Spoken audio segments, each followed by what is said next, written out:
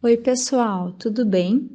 Aqui quem fala é a professora Liege e eu vou conversar com vocês um pouquinho sobre avaliação psicológica, né? Pensando agora nessa especialização que o CFEI vai estar oferecendo em avaliação psicológica, né? Vocês devem estar se perguntando,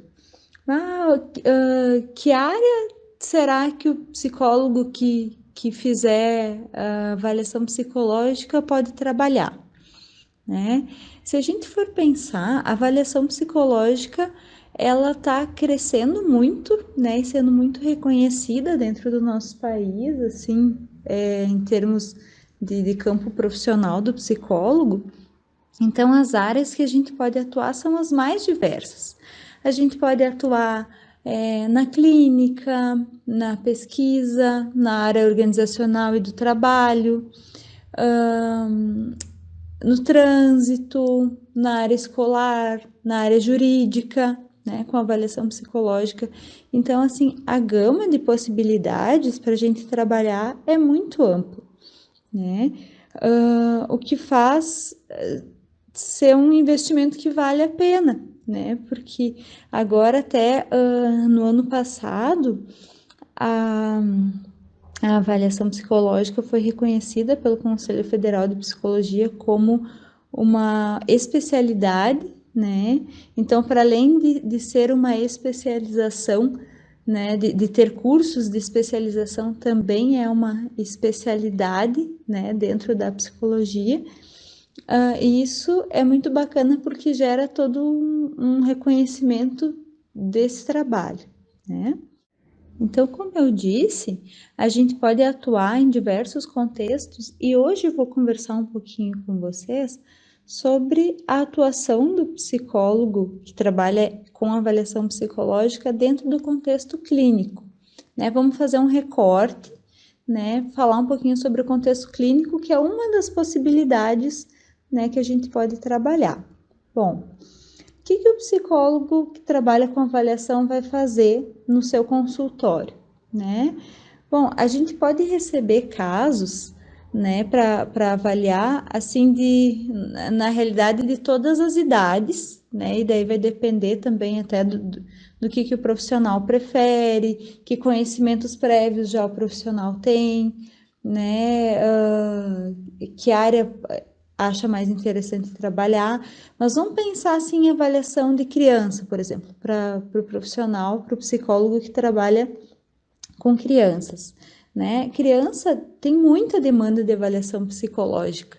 Por quê? Porque as escolas normalmente, né, acabam identificando muito questões assim de crianças que estão com algum problema, né? E daí acabam passando isso para os pais. Então, muito das queixas que chegam para nós é de avaliação de crianças que foram encaminhadas pela escola, né?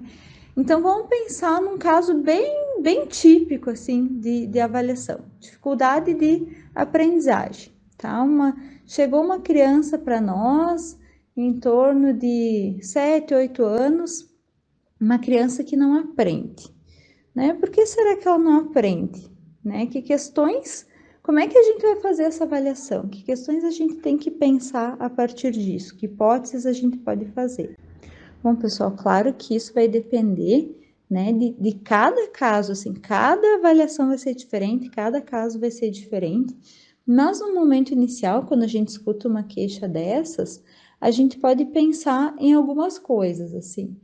Bom, será que essa criança pode ter um rebaixamento da sua inteligência, né? Será que assim ela tem uma dificuldade global, né? Não está na média das outras crianças da mesma idade dela para aprender, né? Na sua capacidade de aprender? Ou será que é uma dificuldade específica, assim?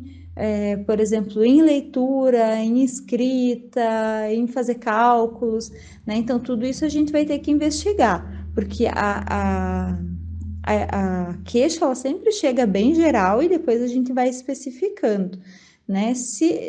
Sempre que vem uma queixa assim de dificuldade de aprendizagem, uma das primeiras coisas que a gente vai fazer vai ser fazer algum teste, né, que ajude a medir inteligência.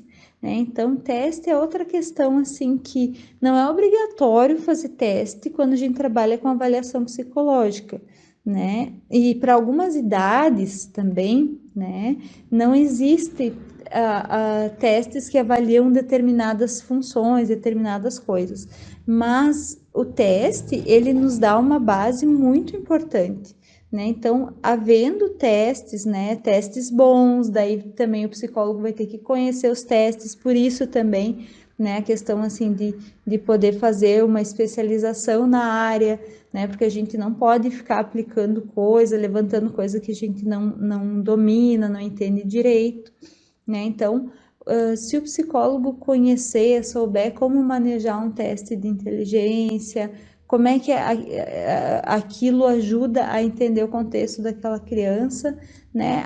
O caso vai se esclarecendo, vai ficando mais claro, vai aparecer ali, né, se tem dificuldades mais globais ou não, né? Porque daí, se a gente vê que não tem, bom, então é alguma outra coisa que está atrapalhando, né? Será que essa criança pode ter, por exemplo, um déficit de atenção, né? Isso não é um diagnóstico que a gente vai fazer sozinho, mas se a gente tiver suspeita, né, a gente vai fazer algumas investigações clínicas, também vai aplicar algumas testagens e a gente vai fazer também encaminhamentos, como por exemplo, para um neurologista, né, para ter uma opinião mais específica dessa parte, né, se a gente suspeita de que seja um déficit de atenção. Também pode ser, né, que essa criança não tenha problemas nem de atenção, nem de inteligência, nada disso, mas que esteja enfrentando algum conflito emocional, né, e isso esteja atrapalhando ela, assim, de se desenvolver, de aprender, né? Então, tudo isso a gente vai ter que investigar e cada caso vai ser diferente, né? Se a gente suspeitar que pode ter alguma demanda mais emocional, né? Então a gente vai ter que fazer toda uma avaliação emocional para ver isso, né? Normalmente nas avaliações com aspecto mais emocional, a gente faz uso quando existe, né, testes para isso, a gente faz uso de testes projetivos, faz uso de hora do jogo, de outras técnicas também, né, para poder avaliar como é que tá essa parte emocional da criança, porque a gente sabe que às vezes, né, a criança fica tão assim, tão voltada para dentro, tão preocupada com alguma questão, que ela não tem energia de vida para poder investir, né, em aprender, em se desenvolver, se ela tiver com algum conflito. Né? Então, pessoal, assim, só fazendo esse recorte, vejam bem, retomando, né? A gente falou da avaliação geral, avaliação psicológica geral, que pode ser em diversas áreas de atuação. Daí eu fiz um recorte falando da psicologia clínica, e dentro da psicologia clínica, eu fiz um recorte bem específico do encaminhamento, né, de psicodiagnóstico com uma criança com suspeita de dificuldade de aprendizagem, né?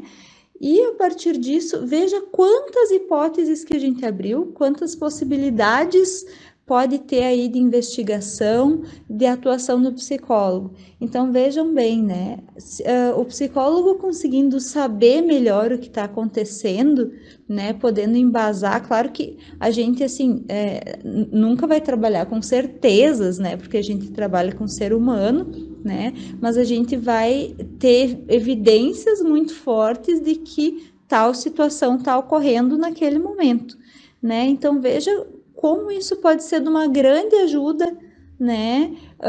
Para essa criança depois, se for o caso, poder entrar num tratamento de psicoterapia, ou para a gente poder dar uma devolução para a escola, daqui a pouco a criança tem uma dificuldade numa área específica, então a gente devolve isso para a escola, olha, seria interessante fazer atividades de reforço em tal área, né? A orientação para os pais de como auxiliar também. Pode ser que essa criança tenha algum diagnóstico que a gente vai poder ajudar a fazer e daí vai vindo encaminhamentos, né? Pode ser que precise de fono, pode ser que precise de inúmeras coisas, mas daí a gente vai avaliando para ir vendo caso a caso qual é a situação e como é que a gente pode ajudar, né? Então isso é uma das possibilidades entre inúmeras possibilidades que a gente tem na área da avaliação psicológica, tá? Então hoje eu conversei com vocês sobre